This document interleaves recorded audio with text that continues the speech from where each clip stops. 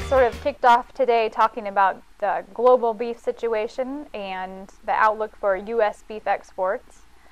And essentially, we're optimistic at USMEF for a big year for U.S. beef exports in 2013. And a lot of this is driven by the expected increase in access to Japan. So we're looking at the less than 21 months age restriction to be moved to 30 months and under. And this will basically make, say, 95% of our fed cattle eligible for Japan. And we expect a big bump in exports, largely due to this increase in access.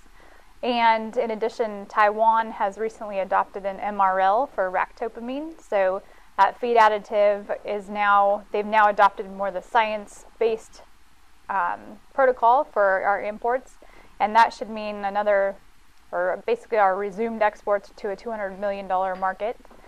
And that should all chalk up to a new export record and well over $5.5 billion in beef sales next year.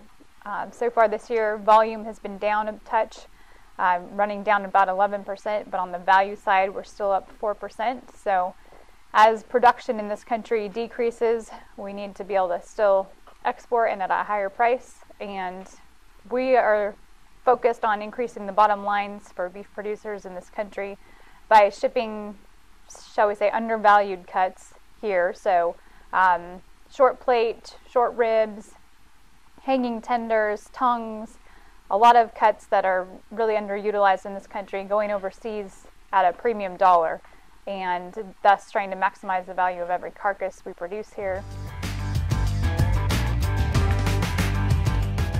And in addition, as we look globally, there's growing demand for high-quality beef, and the U.S. is still the largest producer in the world.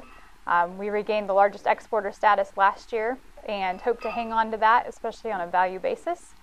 And so there are a lot of consumers out there that still want to buy more U.S. beef, and that's why we're hoping we can rebuild the herds in this country and make it through these tough drought years and continue to move forward and supply this world with U.S. beef.